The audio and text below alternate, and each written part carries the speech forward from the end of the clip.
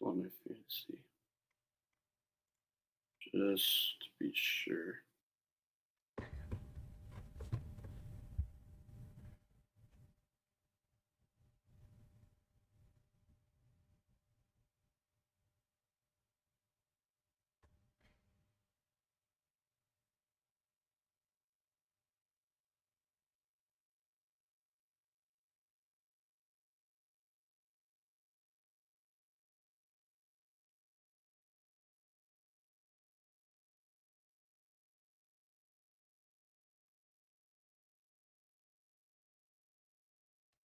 All right. I'm ready when you are. I'm just about ready. And then for fantasy, do we just like?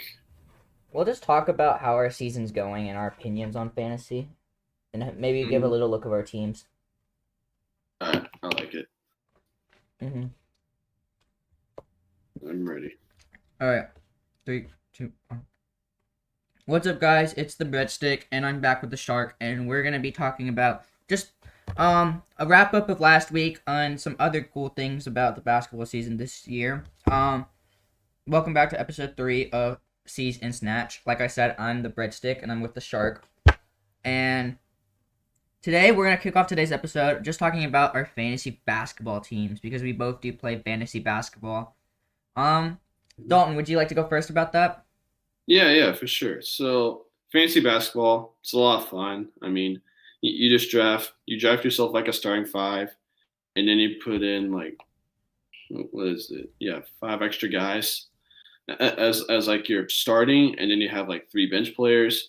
So I mean, in my opinion, it's a lot of fun, but the scoring can be a little sketchy at times because like it'll because for each point you like if they score 20 points, then that to me you'll get rewarded, and then if it's like rebounds, you'll get like if it's points and rebounds, you get 1 point on. I'm pulling up. I have my phone right here just to make sure. So, like for example, Fred VanVleet last night had put up 53 fantasy points because he scored 25 points. He put up 7 assists, which assist is 2 points, and then rebounds one. Blocks and steals are worth 4 points. So I mean, the scoring is a little sketchy, but for my team, my starting five, I have Kyrie Irving, Donovan Mitchell, LeBron, Zion Williamson, and Nikola Jokic. So those are my starting five. Gabe, what about you? I'm okay, so I actually really dislike fantasy basketball in ESPN's because just the way they calculate it, I don't necessarily like that. The way that I like it is how Yahoo does it, and the way that they do it is they have all the category of stats, right? And all your Mm-hmm. entire team averages or puts up how many stats, and then whoever is winning between you and your opponent in that category will win that category, and whoever wins more categories wins. I think that's a better way to do it, but not a lot of people know about Yahoo basketball. They more Mm-hmm. know about the ESPN, which I just Mm-hmm. um. But yeah, my let me actually manage my starting lineup because I have it set for tonight, but it's not like my typical lineup. I guess you could say. All right, Yeah. so I think my starting five is I have James Harden at the point. I have Devin Booker at the two. I have Jimmy Butler at the three. Pascal at the four. Bam at the five, and then off my second string, I have Jamal Murray, Careless Levert, C.J. McCollum,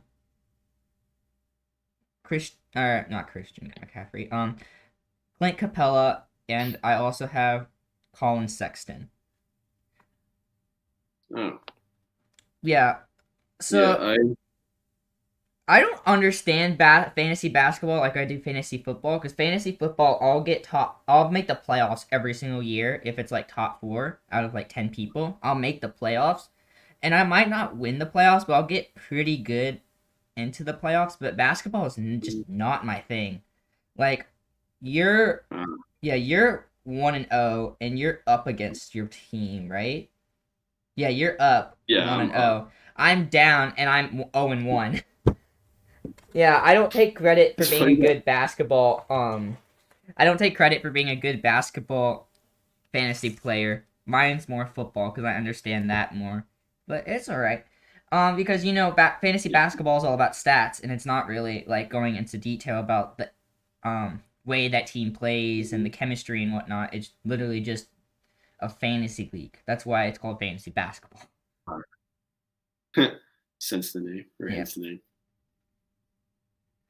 All right, so that's enough about our fantasy teams because I don't want to talk about it more than we already have. So now we're gonna move on to the topic of surprising, not surprising. So basically, we're gonna choose one team that has been very surprising to us, and one team that has not been surprising, and that they just haven't exceeded the expectations of other people.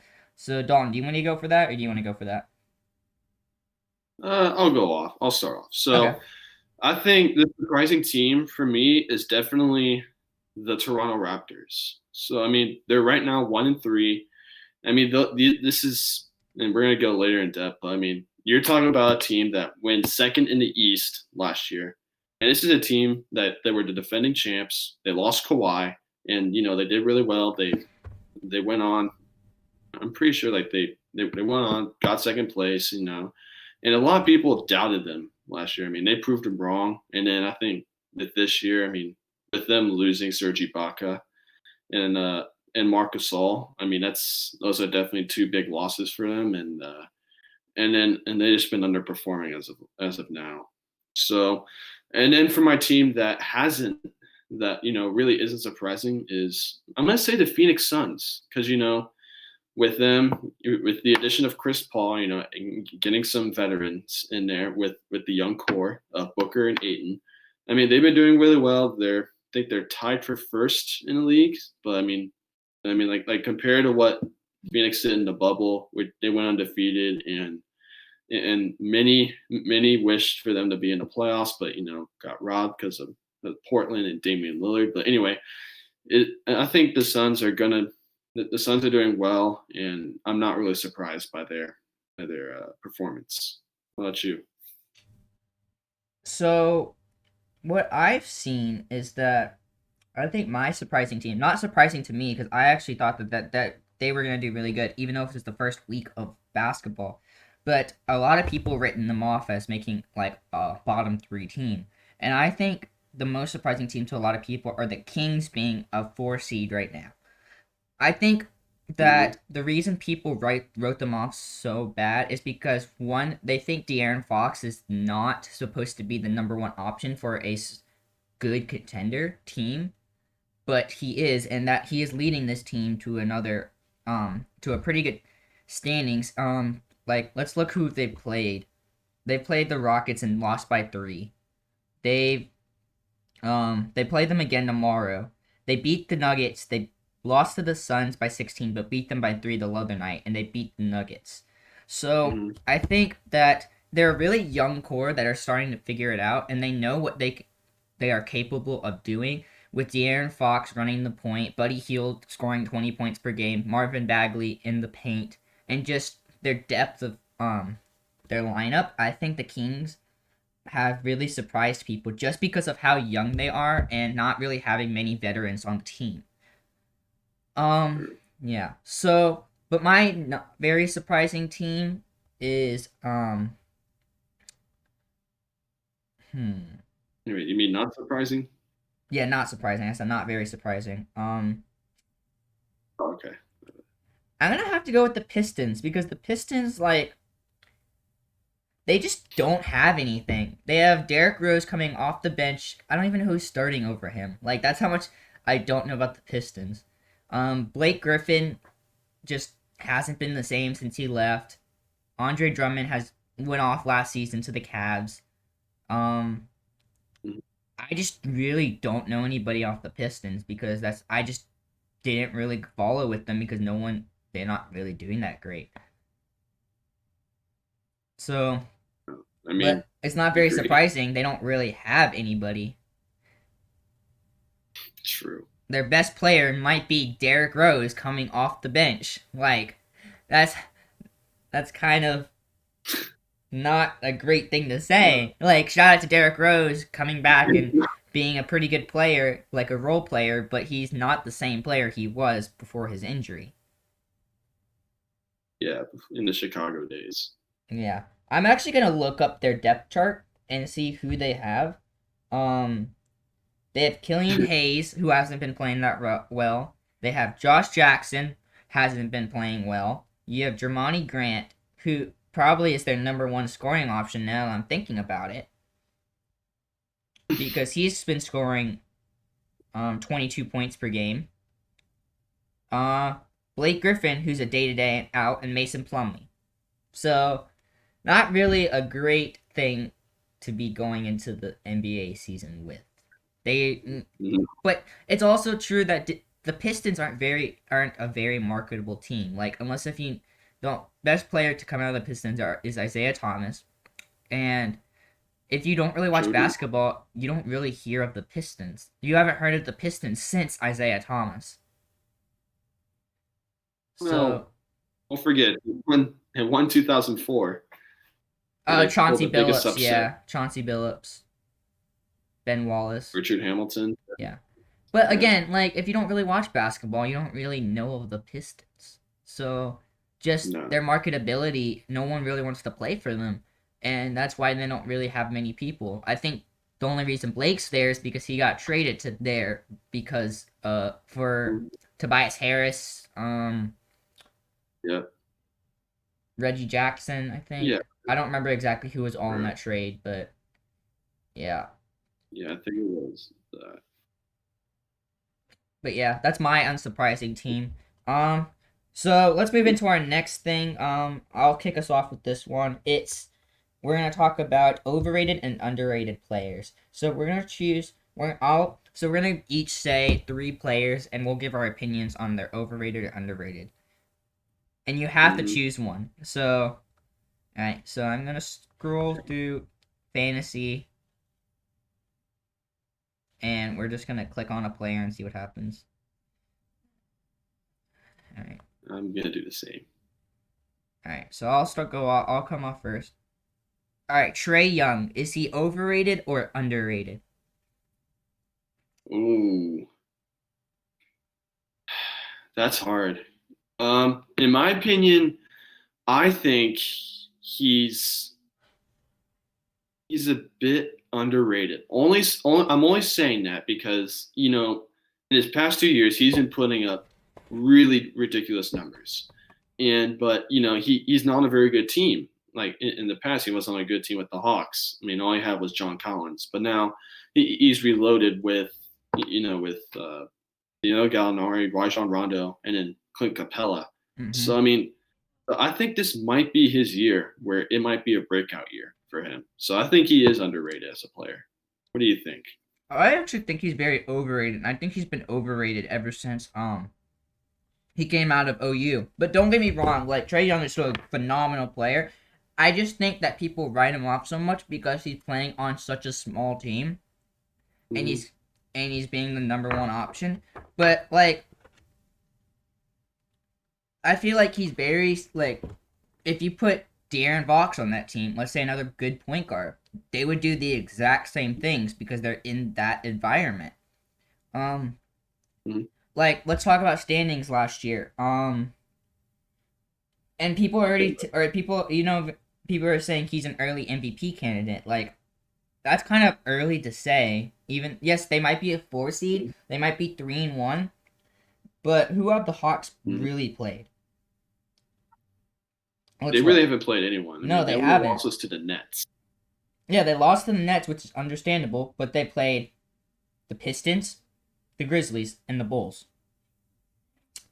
Which records-wise, Bulls 2-3 lost to the Warriors, Pistons 0-4, and what was the other team I said? The Grizzlies 1-3. Yeah, they're not very. That's not a very impressive defeat. I need to see them beat the Nets tonight. I need to see them beat the Hornets, the 76ers, the Suns. I need to see them beat good teams before I am convinced. Yeah, before I'm convinced that Trae Young is an MVP caliber player. because I've read other places where they're saying that he is already a top 3 MVP candidate this year, and I'm like, no, He's there's not. okay. So I think there are 3 better players than Trey Young this season already. Let's go one. Um. Okay. Okay, so let me see. Let's go one. Um. I think Anthony Davis is gonna have a better breakout season than Trey Young. Even though him sharing the ball with LeBron and being on a big team, he's gonna have more touches because Mhm. LeBron trusts him more. Luka Yeah. Doncic being the number 1 option on the Mavericks, I think he will have a breakout season. If they get top 4, he will be better than Trey Young because of what he, because specifically just the division and the conference that he's in. It's In the yeah.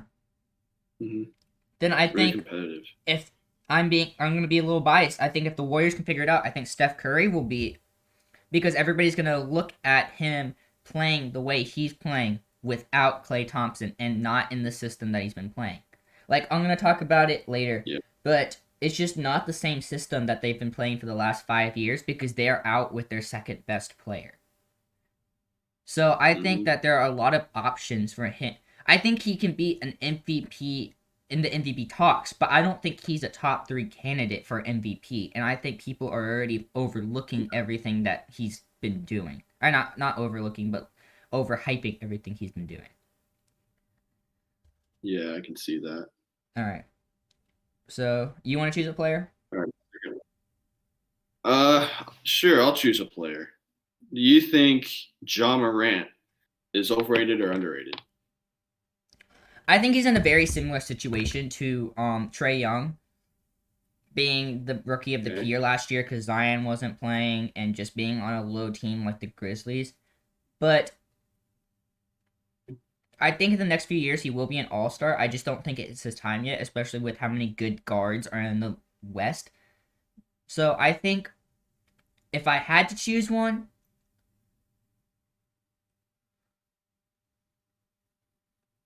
I'll say underrated just because of what he has. I Mm-hmm. think I underrated can just see that. because of what he has. He doesn't have much on that team, and that's why the Grizzlies are 1-3 right now. So, but I think in the next few years, once teams start to die out because veterans will get older and not really play the same, and the newer generation will take over, I think the Grizzlies will be a pretty good contender. Mm-hmm. Ah, I see. I mean, I understand where you're coming from, but like, you have to realize. I mean, like, all the Grizzlies have is Jaren Jackson, Jonas Valanciunas, and then Dylan Brooks, Grayson Allen. I mean, those guys are nowhere near All Star level. So, I mean, John Morant's pretty much the only guy on that team. I mean, he can't do it all by himself. Like, he's not like a one man wrecking crew. So, I mean, in my opinion, he can. I mean, it's going to be a little bit controversial, but I think he is a little bit overrated only because, like, for the numbers that he puts up, I mean, I don't think he is like what he's supposed to be. And, he just got hurt and he's out for 3 to 5 weeks. So, I mean, if it could just, and I think he got hurt a little bit last year too. So I think if he can stay healthy, then yeah, I don't think no, I think he'll be on the right track. That's just me. Yeah, I totally agree. I just have a different view of it. All right, so we're gonna go with the number 3 overall pick in the last draft. We're gonna go LaMelo Ball. Do you think he's been overrated or underrated? Oh man, you're talking about a guy who is phenomenal on offense, and then a guy who's okay. I mean, okay. Here's the thing: we have to backtrack a little bit because whenever we first knew of the name LaMelo Ball, I mean, you knew it because of his brothers, Lonzo and LiAngelo, and he went to Chino Hills. They ran that cheesy offense where like as soon as you get the ball, they all run, and then they won.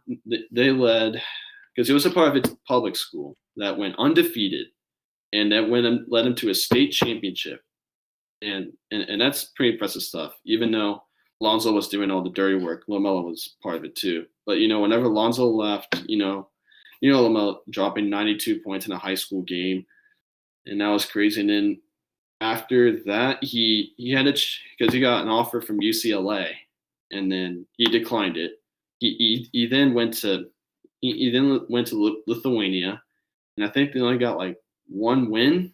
Or I mean, it was very little, but yeah, little to no success there. And then he went to Spire, and he did good. And all of a sudden, he went to Australia, and they didn't do that well either. So he definitely had a strange journey. I mean, it was very different than others, and that's what's led me to say he's overrated. Even though he did do well against Dallas, putting up 22 points and put up 22 points against Dallas, but in my opinion, I think he's overhyped, and I think that like he's gonna single handedly bring his team down, only because he just shoots a lot of shots. Like he'll shoot like a 40-footer, like right off the bat, or he'll shoot from half court. But I mean, but yeah, in my opinion, he's overrated. That's all I'm gonna say. No, I definitely agree with you. I think he is very overrated, and I think he's been overrated ever since he came into the league. Um, he's he's like 4 for 8 ish on field goal percentage. He's 45%. He's only taken or he's only taken 3 3-pointers this year. But I don't see it in him. I don't see him being a leader, and he's gonna have to average pretty good numbers. But I don't think if the Hornets go anywhere, I don't think that he will be in the talks much. But he's not even doing a lot for the team, anyways. In the games that they need him to win. That's why I think if like I'm again not trying to be super biased, but if James Wiseman can figure it out, I think he'll be a better candidate over him because I think people are kind of saying it's just between James Wiseman and LaMelo Ball at this point, just seeing who will be the best player out of that draft. But I definitely see it being more James Wiseman right now, just being able to be the Warriors' help in the paint with at least 1.3 blocks per game. Not really having that help like the last few years, and him coming in and just adapting, getting the mentorship by or mentoring by Draymond Green, and just overall, hopefully, just learning to become a better player. So I think definitely LaMelo Ball is overhyped for what they writ him off to be. Being arguably a number 1 pick in the draft, I don't think he's was worth that. Yeah, I agree with that. I also think he was worse or a waste of a pick for the Hornets because the Hornets already had their 2 guards and they're just letting him run off the bench. I think maybe if he was on a different team like the Knicks where they maybe needed a point guard, it'd be different. Yeah, I agree. 100% agree. Because who's the next point guard right now? DSJ? Yeah, or I think Austin Rivers. Yeah, I would have definitely started LaMelo over Austin Rivers or DSJ just because of their production value in the last few years. Mm-hmm. Um, I agree. all right, so we'll do one more player each. Or wait, no, you need one more, and I guess we'll be done after that because we're kind of running out of time. Yeah, I agree. Another player I would say is, let's see. What about the other Ball brother, Lonzo Ball, I think the Lon's other guy in the I NBA? think Lonz is actually very, very underrated. I think that people overlook his production value on the team just because he's not a scoring guard, which is what the NBA looks for now. Again, he's more of a passing guard, but he still gets it done on the court. He gets his teammates open. And I think that's why the Pelicans have been able to get to what are they 3-2 right now? Yeah, Yeah, three they're and two. Um, because he's not a high scoring points per game player. He'll get like average 15 points per game, but he's not the number 1 option because he doesn't really score the ball that well. But he passes like he got 16 and 9 against the Thunder. Um, mhm, I just don't think you see a lot of him, and especially with this league becoming a more of a ball dominant guard league, that it's mhm. overlooked a lot. So I I think he's agree. very underrated for what he brings to the table for the Pelicans. I agree. I can't agree more. But Also the Pelicans, like you said, I mean, they actually have good guys on their team. They have Brandon Ingram, which I think he's the number one scoring option, and then Zion, Steven Adams. So I mean, he has weapons on his team, and he's using them well. So I definitely think he's very underrated because I mean he's been putting up like assists. He's become more of like a even though like you said, he's not known for his scoring. He's more known for his passing now. With him throwing lobs to Zion and all that, and that's definitely a big thing. So yeah, I think Lonzo Ball is going to do great this year for the Pelicans, and I think he's very underrated. Yeah, I definitely agree with that. So we're gonna move on because we are running out of time. We're probably gonna skip some of the things that we said. We're gonna just talk about two aspects of the game, or two aspects of last week's games. Just one from each of our teams because that's what we've been mainly watching. So something very surprising was Damian Lee scoring the Yeah, game winner against the Bulls for the Warriors so they're that was now 2-2 instead of 1-2 or 1-3. Yeah. because pretty much everyone thought that Steph Curry was going to take it, and then you hear Damian Lee hit that game-winning shot, and I was like, whoa. Yeah. It was definitely very surprising, but I think Steph Curry was double guarded most of that game. So I think Steve Kerr probably thought, okay, let's get it to our another good shooter because the way that team is built, it's all based around shooters. Like, Mhm. let me go look at because that's kind of why they brought in Kelly Oubre Jr. to be a spot up shooter for their team, kind of to replace um what's his name, to replace He Clay Thompson he since he's injured injured. Yeah. Thompson. So, Mhm. but like Kelly Oubre hasn't been doing that well. He needs to figure that out, or else we're gonna be in deep trouble because he is 0 for 6 from 3 pointers from the Bulls Mhm. game. Um, but I Yeah, actually do want to see Damian Lee's 3 point stats. I His mean that. career is 35.6, which is not bad. It's Oh, not bad at all for a guard. I Um, mean, it's not bad, but it at could be least not better. It like could be worse. But yeah. Kelly Oubre has been 26% from 4.8% from 3 pointer. He needs to step it up and figure his shot out, or else we're not going to do as well as I hoped. Because everybody was overhyping him to be a really good asset for the Warriors, and he has not been showing up like he needs to. I agree with that. I mean, if you're shooting 4% from three, something's going on. Just stop taking them, or like you need to practice your shot. Yeah, because I think the Warriors But, were looking for him to be that guy that downgraded Clay Thompson so we can keep our system, but we've had to adjust our system because he's not scoring. mhm. And I think Yeah, especially in I the big agree. games like against the Nets and the Bucks where we needed that type of scoring to outscore them, we Mhm. didn't have it because he was shooting so poorly. I agree. You just didn't have enough. All right, so let's move on to the last topic of today. We're gonna talk about the 51-point win that the Mavs had, and I think they were up by 50 at the half too, and they Yeah. outscored the Clippers a lot, as well as I think the Clippers didn't even score past 30 in that first half. No, it was 77 to, I think it was like 50 points a half. It was like 77 to 27, I think. But Yeah, yeah, I mean, that game was like an absolute domination. I mean, even though the Clippers, Kawhi wasn't playing because Ibaka elbowed him, and now I heard Ibaka's on the trading block because of that. But but then pandemic P came back, even though yeah, the Clippers just didn't do that great, and then Luka obviously did his thing, and the other players in the Mavericks stepped up.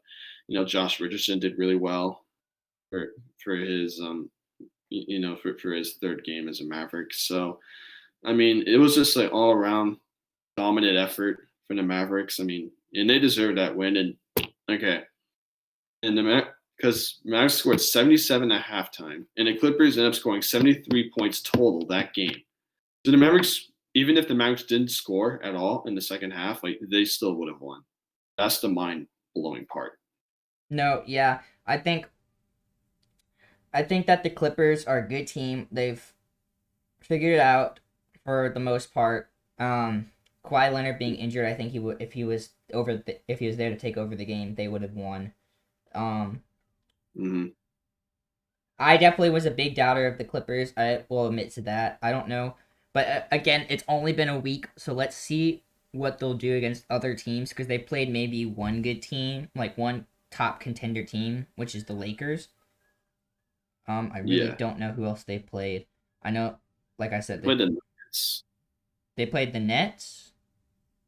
the No, Nuggets. they played the Nuggets, but the Nuggets haven't been producing at all.